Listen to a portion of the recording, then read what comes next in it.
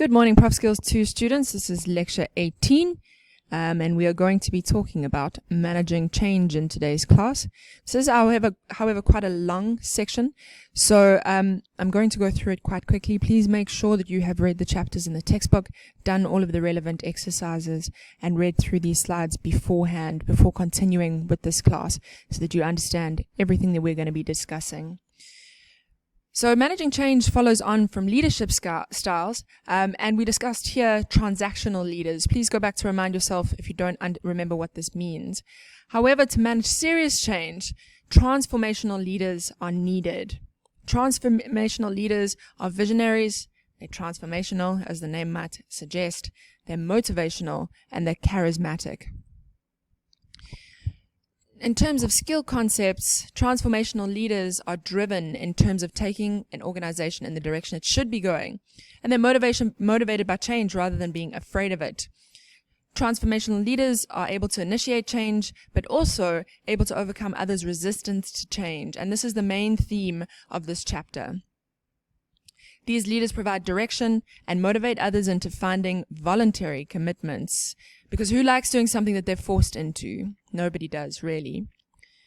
So in this process, goals and visions are created, and others are motivated into supporting these with both evidence as well as incentives. Transformational leaders differ from transactional leaders in the following ways. They develop followers into leaders themselves. They motivate by providing satisfaction of higher order psychological needs. So think about Maslow's hierarchy of needs. We've all gone through that 100 times. It also inspires followers to go beyond their own self-interest and to behave for the good of the group. And it creates a vision that makes the pain of change worth the effort.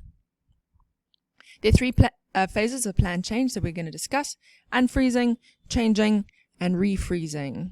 In unfreezing, this is the first stage. It involves helping people see that a change is needed because the existing situation is not adequate. It's not working anymore.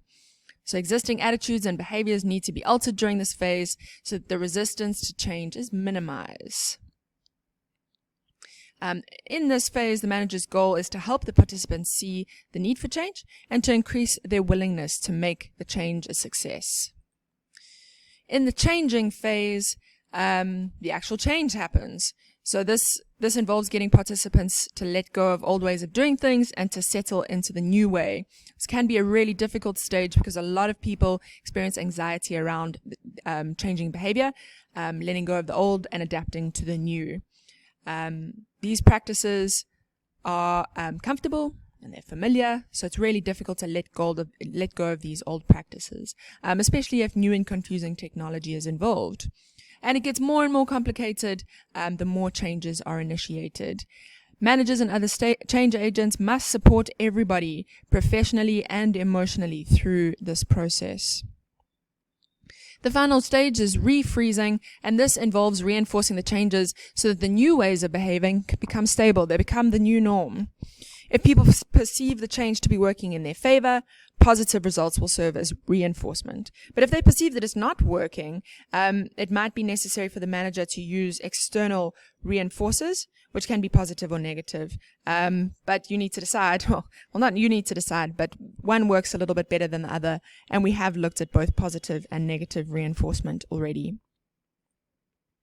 So there are skills that you need to embody for promoting change.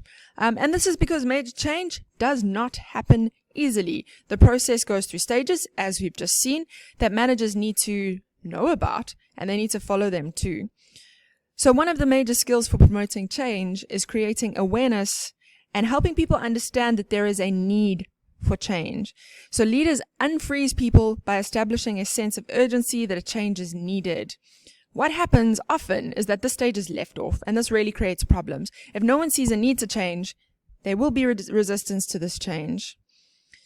Managers aren't always obligated to share their entire thought process, but letting the team in on details will definitely help them to be more willing to accept the proposed changes. So it's not necessarily necessary for everybody to know all of the behind-the-scenes workings, but people do need to have enough information to understand what the change is going on. In Other cases, leaders might need to find ways to communicate the information broadly and dramatically to make everybody aware of the need for change. But everybody must be aware of the need for this change. The next is forming a powerful guiding coalition. And managers need to establish teams of opinion leaders or change agents with enough power to guide the change process. This will create a shared commitment for the process of change, because ultimately the process of change relies on everybody. So these teams need to include all levels of management to ensure leaders support from top leaders as well as middle and lower levels. The next skill is to develop a compelling vision and strategy. Leaders of change have to formulate and articulate a compelling vision that people will aspire to and that will guide the change effort. People need to be convinced of this change by people who are very good speakers and who are motivational. This vision will show others what it will be like once the changes are effected, and this is exciting for everybody. This vision will show core values and principles and will pull everyone together in a common endeavor or common goal.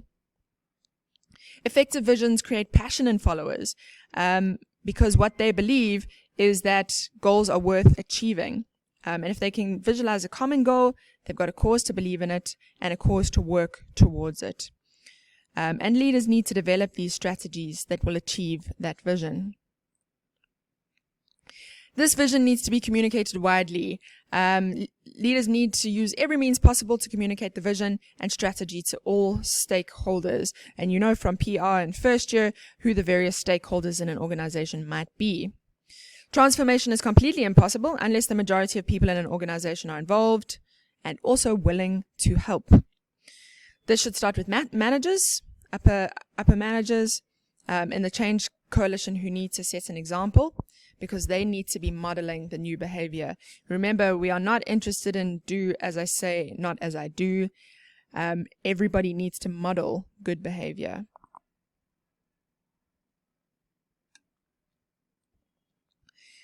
Next, empowering employees to act on a vision.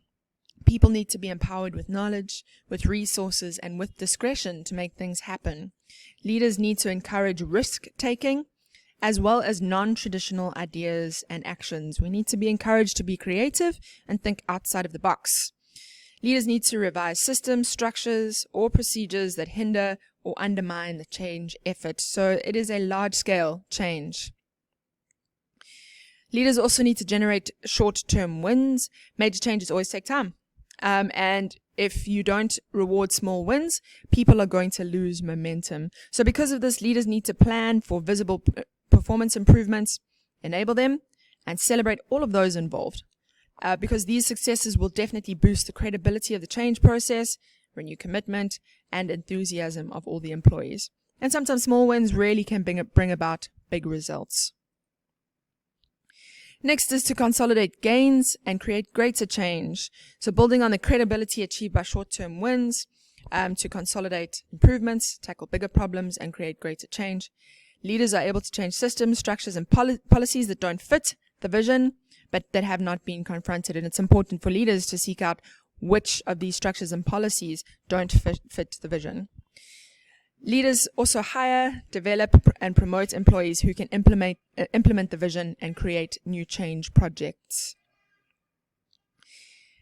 And then finally is making the change stick. This is during the refreezing stage, during which new values and beliefs are instilled, so that employees view the changes not as something new, but as something normal and just how the operation operates.